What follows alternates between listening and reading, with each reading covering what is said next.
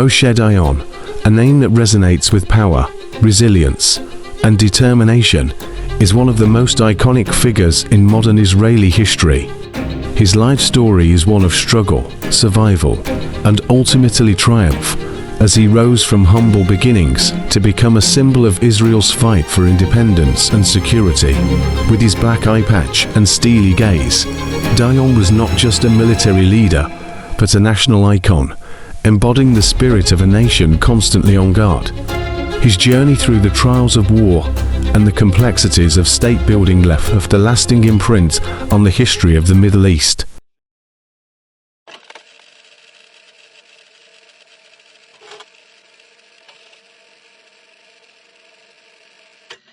Moshe Dayan was born in 1915 in Digonia Aleph, one of the first kibbutzim established in Ottoman Palestine. His parents were part of the Zionist movement, determined to build a new Jewish homeland amidst the harsh realities of this ancient land.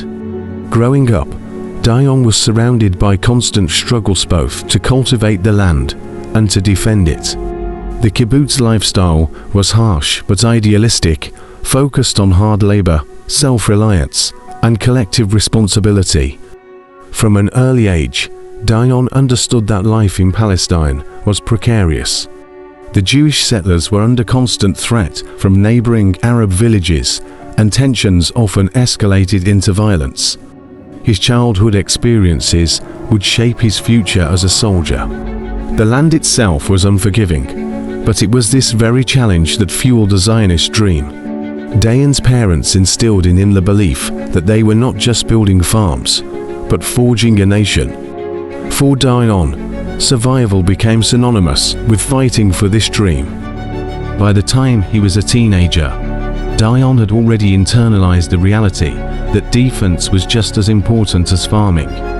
The early clashes with local Arabs were his first taste of the violence that would define much of his adult life. At the age of 14, Dayan joined the Haganah, the Jewish paramilitary force created to protect settlements from attack. It was a significant moment, marking the start of his lifelong military career. He quickly displayed a natural aptitude for leadership and strategy. The Haganah operated in secret, under the watchful eye of the British authorities. Palestine was under British mandate, and they were not keen on allowing armed Jewish groups to operate openly. Dayan learned the value of discretion and guerrilla tactics in these early years. Dayan's early experiences in the Haganah were formative. He became deeply involved in training and organizing defense forces for the kibbutzim, honing his leadership skills in the face of constant threats. The quiet fields of Digonia were never truly at peace. As a young man, Dayan developed a reputation for bravery. He was willing to take risks that others would shy away from. This boldness would become a defining feature of his character and his leadership style in the years to come. Dayan's personal life was equally shaped by these early years. The sense of duty to his people and his land was all-consuming. There was little room for personal ambitions or comforts in the kibbutz, where every resource was shared for the greater good. In 1939, as tensions rose across Europe with the approach of World War II, the situation in Palestine grew increasingly volatile. The British were focused on the coming conflict, but for Dayan and his comrades in the Haganah, the local threat was ever present. During the war years, Dayan's military career accelerated. He participated in joint operations with British forces in Palestine, learning modern military techniques, while also continuing the Haganah's covert operations. His strategic mind was sharpening. One of Dayan's most important early missions came during the British-led campaigns against Vichy French forces in Lebanon. In 1941, Dayan was sent to conduct reconnaissance in the area, a mission that would change his life forever. While scouting ahead, Dayan was struck by a sniper's bullet, severely injuring his left eye. The injury was devastating, but it would also become part of his legend. From that day on, Dayan would wear the black eye patch that made him instantly recognizable. The loss of his eye could have ended Dayan's military career, but instead, it fueled his determination. He returned to the field more committed than ever, driven by a sense of destiny and a belief in the importance of his mission. The eye patch became a symbol, not of weakness, but of resilience. For the people of Israel, it represented Dayan's sacrifice and unwavering dedication to their cause. It was the mark of a man who would stop at nothing to protect his people. Dayan's leadership abilities continued to grow during the war years. He became known not only for his tactical brilliance, but also for his ability to inspire those around him. His charisma and confidence made him a natural leader, even in the most difficult situations. As World War II came to an end, the conflict in Palestine intensified. The Jewish community was preparing for what many saw as an inevitable showdown with both the British and the local Arab population. Dayan, now a seasoned commander, was ready for what lay ahead. By the time the war for Israeli independence broke out in 1948, Dayan had established himself as one of the foremost leaders of the Haganah. His experiences in the 1930s and 1940s had prepared him for this moment. He was ready to lead. The declaration of the State of Israel in May 1948 marked the beginning of a new phase in Dayan's life. No longer just a fighter in the shadows, he was now at the forefront of the Israeli military, tasked with defending a fledgling nation. As the Arab-Israeli war erupted, Dayan was appointed to lead the defense of crucial territories. His strategies and bold maneuvers helped secure key victories, making him a national hero in the eyes of the Israeli public. His role in the war cemented his status as one of Israel's greatest military leaders. Dayan had not only survived some of the most dangerous moments in Israeli history, but had thrived, leading his people to victory and helping to establish the State of Israel. By the 1960s, Dayan had established himself as one of Israel's most important military and political figures. His leadership during the Six-Day War cemented his reputation as a brilliant strategist, capable of leading Israel to overwhelming victories against seemingly insurmountable odds.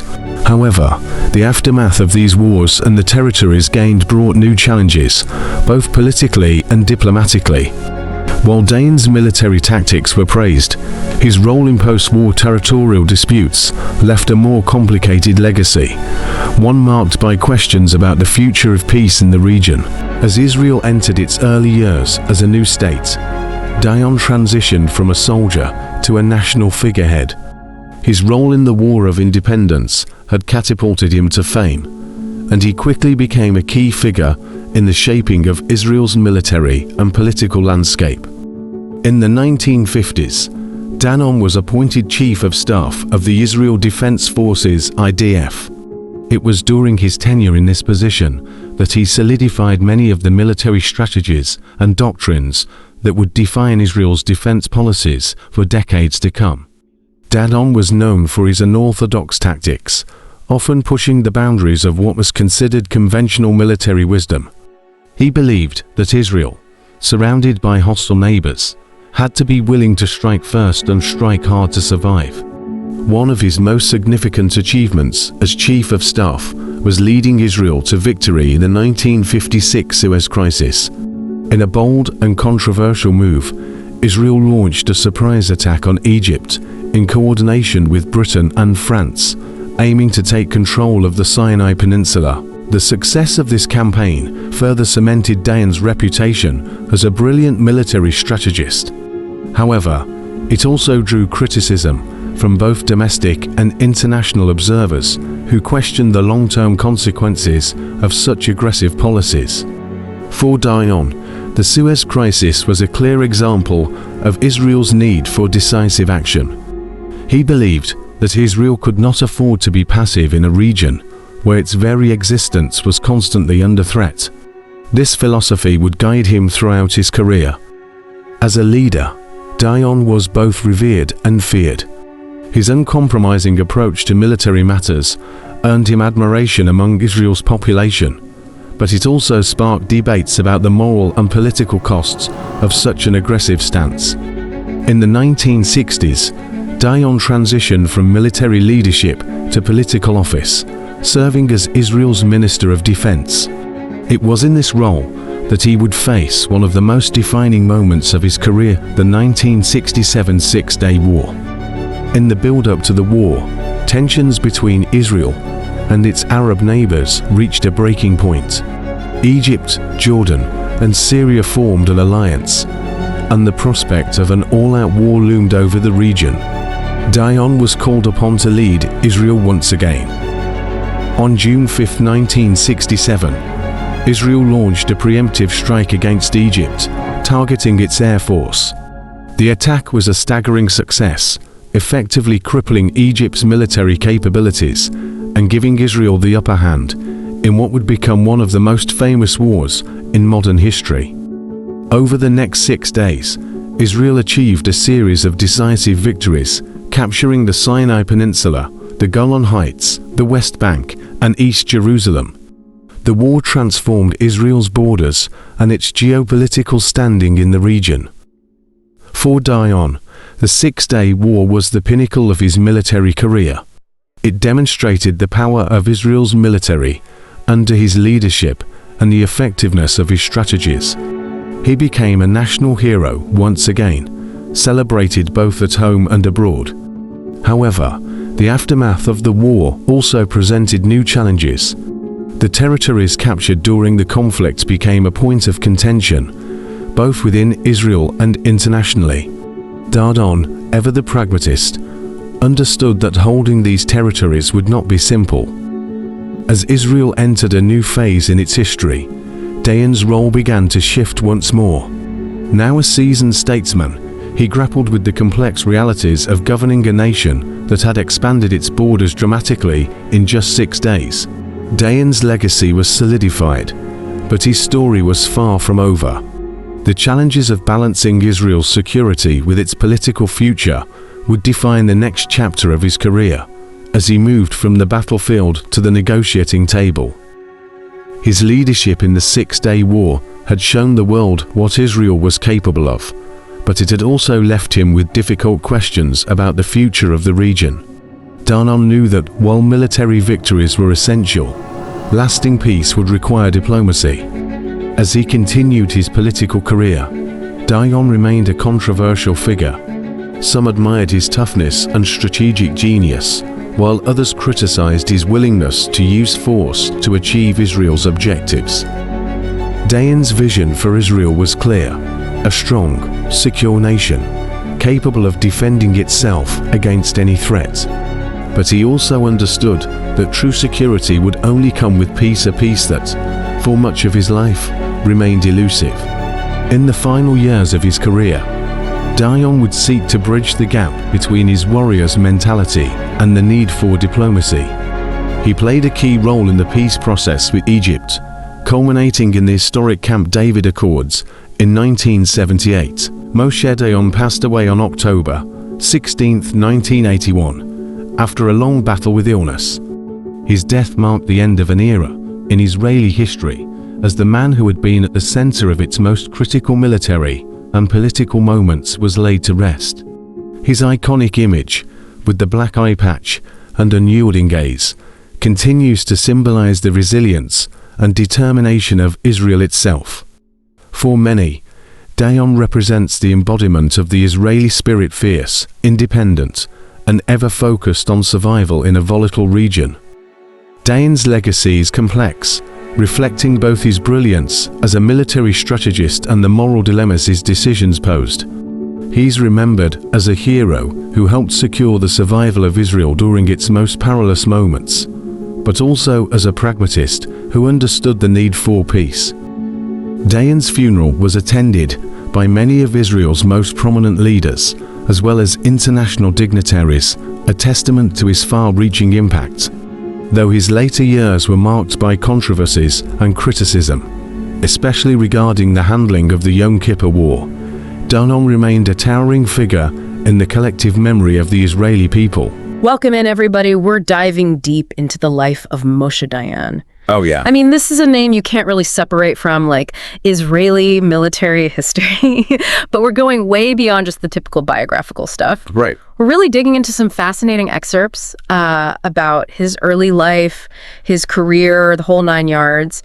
I mean, you see that eye patch, you got to wonder, right? Right, yeah. What made this guy? What shaped him? Totally. And that's what makes this deep dive so interesting is we're not just talking about like, battles and dates on a timeline. It's about like how those realities of early Zionist settlements really molded him into the leader he became. Right. By the end of this, you're going to understand the why behind the what, Yeah. the forces that forged his personality, his leadership, even his controversial legacy. Yeah.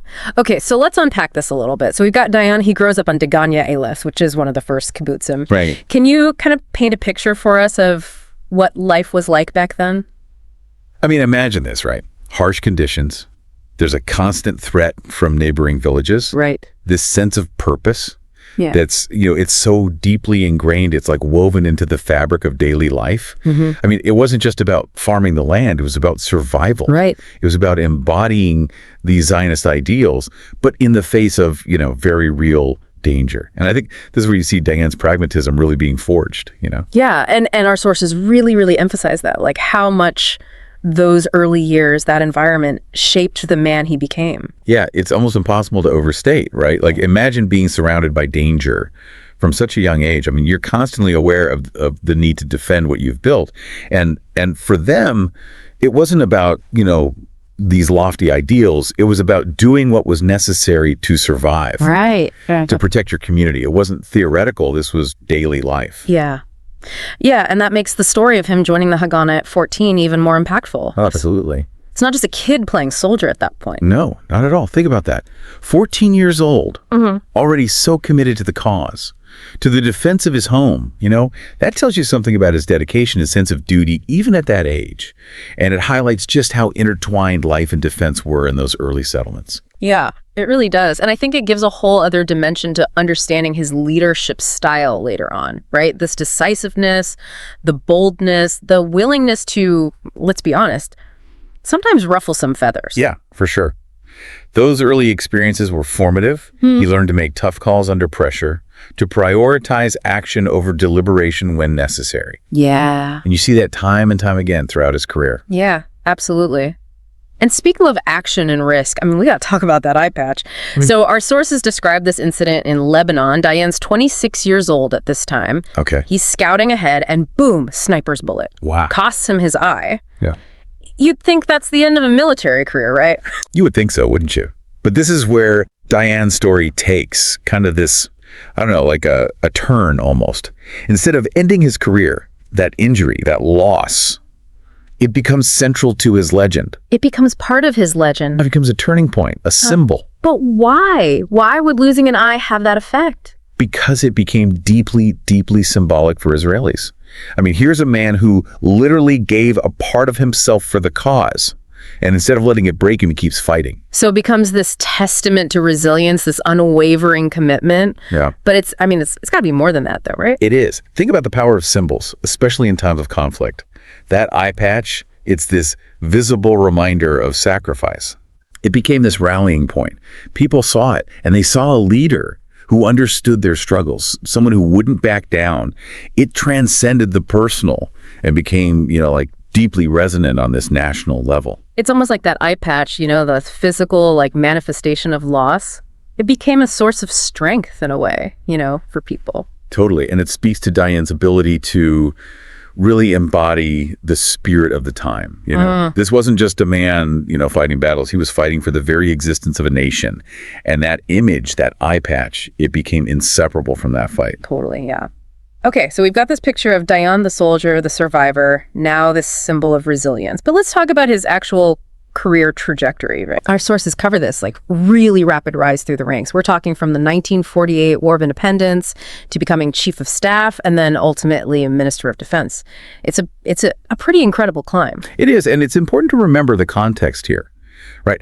Israel in the 1940s and 50s, this is a nation that is being built, defining itself and defending itself. like simultaneously. Right. And in that environment, military leadership, it wasn't just about strategy. It was about national identity. It was about survival. Yeah. And Dayan, with his experience, with his charisma, he embodies that. He really does, yeah. And I mean, we can't talk about Dayan's career without mentioning the Suez Crisis and the Six-Day War, right? Like, these are two incredibly pivotal moments in the region's history. What do our sources say about his role in these? Well, they portray him as this brilliant, if sometimes controversial, strategist. Yes. Take the 1956 Suez Crisis, for example. Dayan was the architect of Israel's campaign.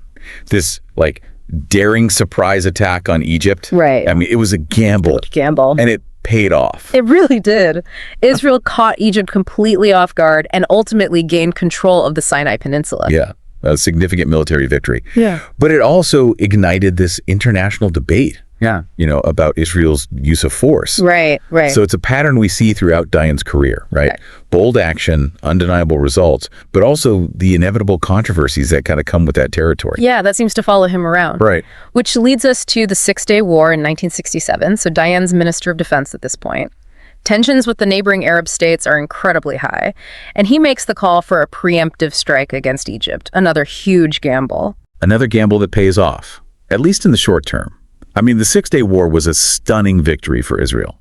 They not only repelled the attack, but they captured like vast amounts of territory. The Sinai Peninsula again, the Golan Heights, the West Bank, even East Jerusalem. It was a victory that like redrew the map of the region. It did, and really solidified Dayan's status as like a military genius, at least in the eyes of many Israelis. Right. But as our sources point out, these victories, the Six-Day War especially, it's like they came with these incredibly complicated long-term consequences. Oh, absolutely. Yes, Israel had secured this decisive victory, but now they had to grapple with the realities of governing these territories, these populations. Yeah. And it raised these huge questions about the future of the region, about the possibility of a lasting peace, really. Right. Questions that remain intensely relevant even today. They really, really do. So, okay, we have Dayan the warrior, the strategist, this complex figure who's now navigating both victory and kind of the aftermath of victory, right?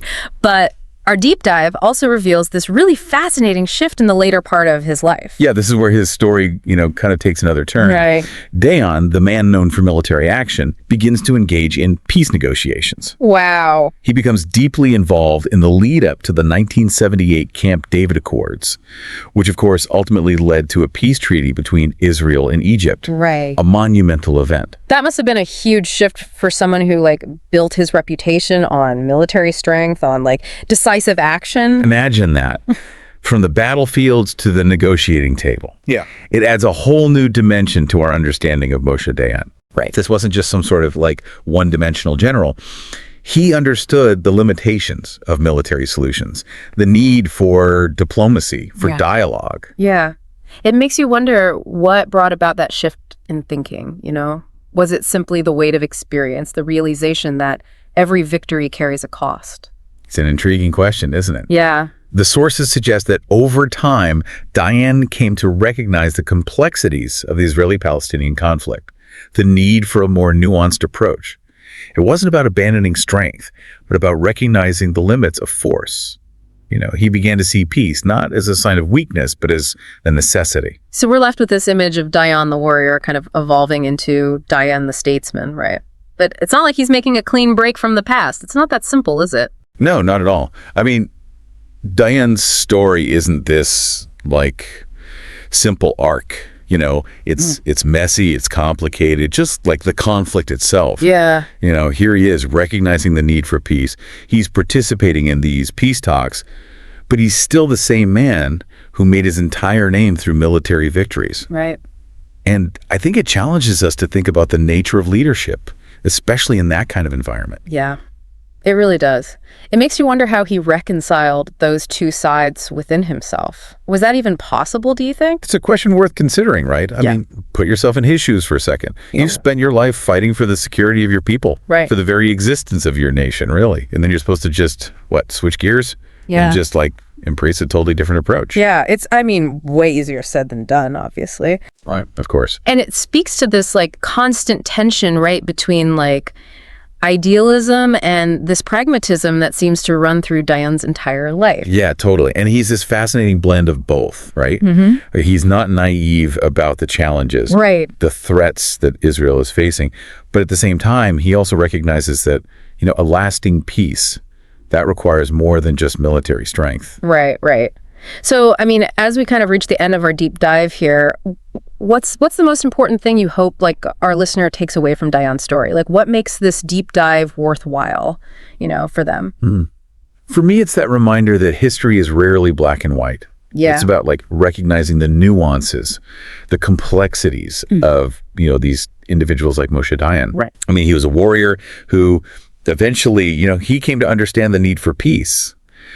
But he was also this pragmatist who never abandoned his ideals. Yeah, yeah. His life forces us to grapple with some uncomfortable truths. Like that peace often requires compromise, and that leadership demands navigating these, like, really impossible choices sometimes. It really does. And I think perhaps most importantly, it reminds us that there's always more to learn, always more layers to uncover. Absolutely. Dayan's legacy is this, like, source of endless fascination and debate, really. Yeah. I mean, he was both revered and reviled. He was celebrated for his victories, but then criticized for some of his decisions. Of course.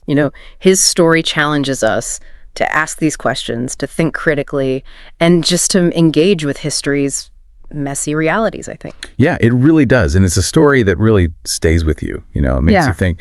Well, for anyone listening who wants to keep exploring Moshe Dayan's life, his impact on the world, we highly recommend checking out Moshe Dayan, Israel's Controversial General. It offers a really, really great deep dive into his complex life and legacy. And until next time, everybody, keep exploring, keep questioning. And as always, thanks for joining us on the Deep Dive. As Moshe Dayan transitioned into a statesman, he recognized that Israel's long-term security couldn't rest solely on military victories. His later years were devoted to negotiating peace, most notably with Egypt in the historic Camp David Accords. Though he passed away in 1981, his contributions to the establishment and defense of Israel live on. Dayan's legacy is both celebrated and debated, reflecting the complexity of his life as both a warrior and a diplomat. Today, his memory continues to evoke the balance between strength and the pursuit of lasting peace.